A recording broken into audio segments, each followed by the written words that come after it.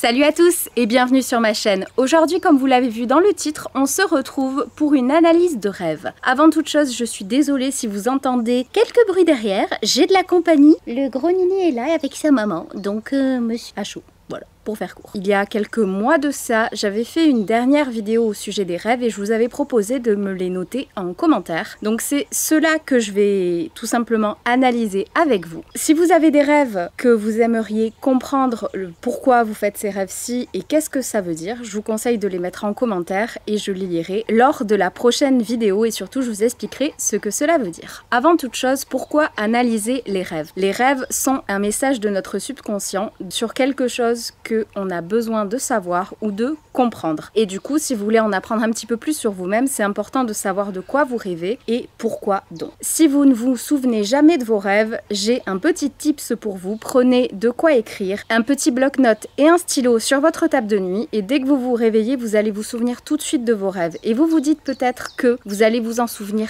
mais ça s'efface très facilement les rêves. Donc tant que vous êtes dans le brouillard, prenez votre bloc-notes et votre petit stylo, notez quelques mots qui vont vous aider à vous souvenir de ce rêve-ci, mais surtout faites-le tout de suite parce que croyez-moi, à 7 h du matin, vous pensez que vous allez vous en souvenir toute la journée et à 7 h 30, vous l'avez déjà oublié. C'est parti! Alors, le premier rêve dont je vais vous parler, c'est Zelda Angel qui me le propose et elle explique que dans ce rêve, elle montait sur un petit fauteuil, puis sautait dans le vide et à chaque fois, elle se réveillait en sursaut. Et dans la vidéo sur laquelle elle m'a laissé ce commentaire, je parlais des 10 rêves qu'on fait le plus et je parlais justement du fait de sauter dans le vide. Et elle disait que pour elle, ça n'avait pas de sens logique. Mais encore une fois, vous voyez, il faut savoir analyser les rêves. Et là, pour moi, ce n'est pas le fait de sauter dans le vide qui est important, mais c'est le petit fauteuil. Donc, j'ai bien sûr mes dictionnaires avec moi. Donc, je vais chercher fauteuil.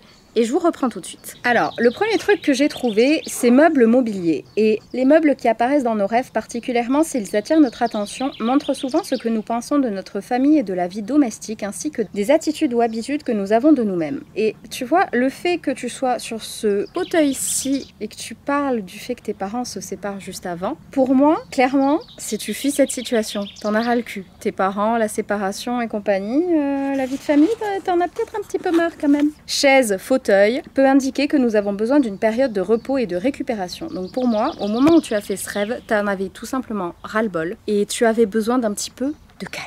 On passe au rêve suivant. Nous avons ensuite Little Bear qui nous parle d'un rêve qui est quand même assez poussé, je trouve. Elle parle qu'elle sait qu'il y a la guerre, une guerre mondiale, qu'elle est à la plage avec sa mère et sa sœur, que sa mère confie ses enfants, en fait sa sœur et elle, à 2 personnes, et donc qu'elle se voit, elle, partir dans le camion en question avec ces 2 personnes-là, et qu'elle voit donc sa mère s'éloigner, et qu'elle a envie de rester avec elle, et ça la réveille à chaque fois parce que c'est une sensation super désagréable. Donc déjà, on va chercher guerre, plage, et parents. Mais déjà le fait que tu te réveilles, pour moi, quand tu sens que tu t'éloignes de ta mère, t'as peut-être un petit peu peur de la perdre. Peut-être. On va chercher ça.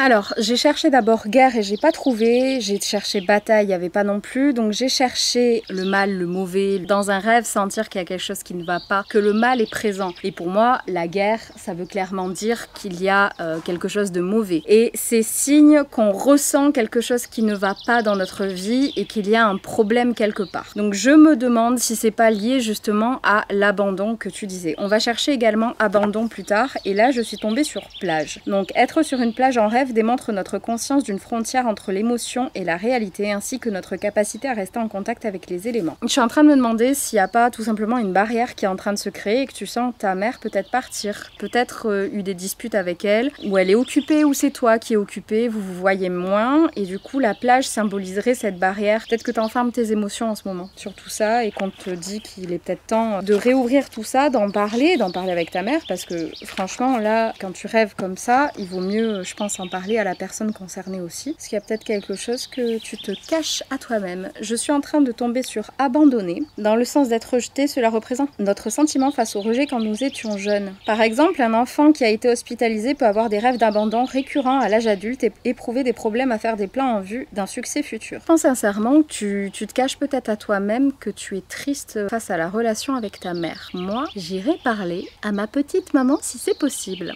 Voilà, écoutez, j'avais que 2 rêves dans les les commentaires sous la vidéo. Donc ce sera tout pour aujourd'hui. Encore une fois, j'adore faire ces analyses de rêves. Donc n'hésitez vraiment pas à laisser un commentaire en m'expliquant vos rêves. Et si vous en avez un que vous ne voulez pas laisser en public, vous pouvez m'écrire sur Facebook, Insta, vous pouvez m'envoyer un message ou un mail, il n'y a pas de problème. J'espère que cette vidéo vous aura plu. Si c'est le cas, n'hésitez pas à mettre un pouce bleu, vous savez déjà quoi faire en commentaire. Vous pouvez me suivre sur les autres réseaux, vous abonner à ma chaîne et pour le reste, je vous dis à très vite dans une prochaine vidéo. Salut!